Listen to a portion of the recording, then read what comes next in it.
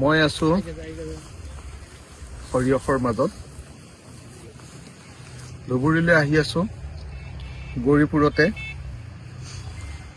গোটেই সৰিয়হ আৰু সৰিয়হৰ মাজত হালধীয়া আৰু হালধীয়া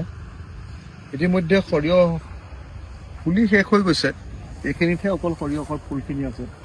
বাকীবিলাকত ইতিমধ্যে পুৰত হৈ সৰিয়হ ডাঙৰ হৈ গ'ল এইখিনি ঠাইতে অকণমান কোমলীয়া সৰিয়হ দেখি লৈ অকণমান চাব খুজিলোঁ মই সুধি আছোঁ ইহঁতক যে সৰিয়হ দেখিছোঁ ঠিকে আছে কিন্তু সৰিয়হৰ লগত যিটো গোন্ধ আহিছে সেইটো ভিডিঅ'ত নাহিব নেকি যি খেতি কৰে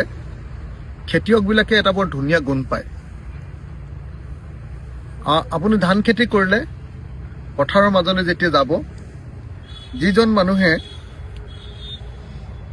ধান খেতিখিনি দেখি ভাল পাইছে কিন্তু তাৰ লগত গুণ পোৱা নাই তেওঁ আচল খেতিয়ক নহয় যেনেকৈ প্ৰেমিকাৰ চুলিখিনিৰ গোন্ধ প্ৰেমিকে পায় ঠিক তেনেকৈ খেতিয়কবিলাক প্ৰেমিক খেতিৰ প্ৰেমিক আৰু এটা গুণ পায় কিন্তু সৰিয়হৰ গুণটো আমি দেখিছোঁ যে চাৰিওফালে খেতি নকৰিলেও ইয়াত গুণ এটা আহিয়ে থাকে আজি ইয়াত গৌৰীপুৰত আমি দেখিবলৈ পাইছোঁ গৌৰীপুৰ পোৱাই নাই পাওঁ অৱস্থা হৈ আছে আমাৰ ইয়াতে দেখিছোঁ হাজাৰ বিঘা কেৱল সৰিয়হ আৰু সৰিয়হ অসমীয়া জাতিৰ এটা ডাঙৰ কেছ ক্ৰপ মানে য'ৰ পৰা নগদ পইচা পায় নগদ শস্য বুলি কয় যাক কেছ ক্ৰপ য'ৰ পৰা খেতিয়কবিলাকে অলপ পইচা গোটাব পাৰে নিজৰ ঘৰলৈ পইচা আহে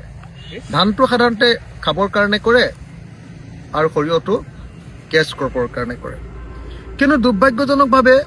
যেতিয়া সৰিয়হটো হয় সেই সময়ত দামটো কমাই দিয়ে মিঠাতেলৰ দাম বাঢ়ি গৈ আছে মোদী ডাঙৰীয়া অহাৰ আগতে নৰেন্দ্ৰ মোদী অহাৰ আগতে 1 লিটাৰ মিঠাতেল আমি খাইছিলোঁ 85 টকাত কিন্তু এতিয়া মিঠাতেল 220 টকাৰ তলত নাই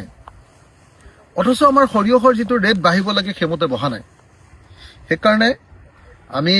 যেতিয়া চৰকাৰ কৰিম আমি যেতিয়া চৰকাৰলৈ আহিম তেতিয়া এই সৰিয়হৰ প্ৰকৃত MSP মিনিমাম ছাপোৰ্ট প্ৰাইচ খেতিয়কক দিয়াৰ ব্যৱস্থা কৰিম আমি সৰিয়হ হিচাপে বিক্ৰী কৰাটো নিবিচাৰোঁ আমি সৰিয়হৰ পৰা লগে তেল উলিয়াই ইনকাম ডাবল কৰাটো ট্ৰিপল কৰাটো আমি বিশ্বাস কৰোঁ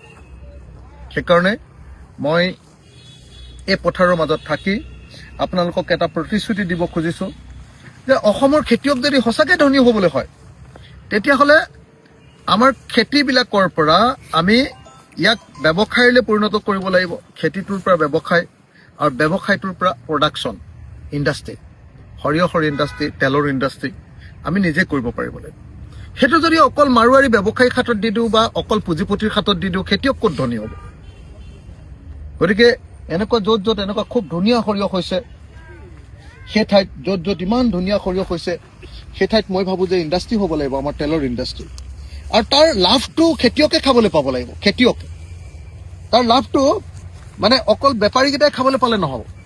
তাৰ লাভটো খাবলৈ পাব লাগিব ইণ্ডাষ্ট্ৰিয়েলিষ্টবিলাকে অকল নহয় যাৰ আপোনাৰ তেলৰ মিল আছে তেওঁলোকে কেৱল খাবলৈ পালে নহ'ব তাৰ লাভটো খাবলৈ পাব লাগিব খেতিয়কবিলাকে তেনেকুৱা এখন অসম গঢ়িবৰ কাৰণে আমি সদায় চিন্তা কৰোঁ আমি সেইকাৰণে কৈ আছোঁ ৰাইজৰ দলৰ এটা প্ৰধান উদ্দেশ্য হ'ল যে অসমৰ সকলো পথাৰতে 12 মাহে খেতি কৰাম কিন্তু অকল খেতি নহয় খেতিয়কবিলাকক আমি MSP দিম খেতিয়কবিলাকক আমি বজাৰৰ আচল দামটো দিম আৰু MSP দিয়াই নহয় খেতিয়কে য'ত উৎপাদন কৰিব তাতে সৰু ইণ্ডাষ্ট্ৰী খুলি সৰু ইণ্ডাষ্ট্ৰী খুলি আমি সেই খেতিয়কক অধিক লাভ দিবৰ কাৰণে যত্নবান হওঁ আৰু যেতিয়ালৈকে এই কামটো নকৰিম অকল খেতি কৰি চাগে আমি কমপ্লিটলি অসমীয়া মানুহ সম্পূৰ্ণ ধনী হ'ব নোৱাৰিম সেইকাৰণে মই এই মুহূৰ্তত আজি গৌৰীপুৰৰ এই সৰিয়হৰ মাজত থাকি অসমৰ খেতিয়কসকলক আহ্বান জনাওঁ আহক আমি এখন নতুন অসম বনাওঁ আহক আমি সঁচাকৈ সকলো মানুহে লগ লাগি এখন ধুনীয়া অসম বনাওঁ যিখন অসমত আমি খেতি ভালকৈ কৰিব পাৰিম যিখন অসমত আমি সকলোৱে মিলি ঐক্যবদ্ধ হৈ থাকিম আৰু খেতি ব্যৱসায় বাণিজ্য এইবিলাক আমাৰ হাতলৈ আনিম, অসমৰ মানুহৰ হাতলৈ, আৰু লগতে ইণ্ডাষ্ট্ৰী গঢ়ি তুলিম ইয়াত স্থানীয়ভাৱে। এইটো যেতিয়ালৈকে কৰিব নোৱাৰিম তেতিয়ালৈকে আমি এনেকৈ দুখীয়া হৈ থাকিব লাগিব। আৰু সেইকাৰণে মই আজি সৰিয়হৰ মাজত এনেকে গুচি গ'লে বৰ লোকচান হ'ব নেকি, হেৰি হ'ব নেকি? এতিয়া লগাটো লাগি গ'ল ন, যাব পাৰি খোজকাঢ়ি? মানে এই ফুলটো সৰিলে লোকচান হৈ যাব নি মানুহৰ? নহয়।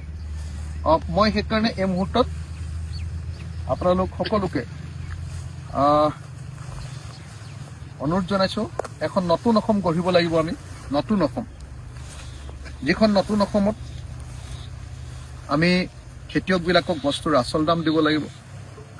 যিখন নতুন অসমত আমি খেতিয়কবিলাকক খেতি কৰিবৰ কাৰণে সুবিধা প্ৰদান কৰিব লাগিব, মাটিত পানী দিয়াৰ ব্যৱস্থা কৰিব লাগিব। মাটিত পানী দিবৰ কাৰণে যিটো ডিজেল লাগে বা ইলেক্ট্ৰিচিটি লাগে,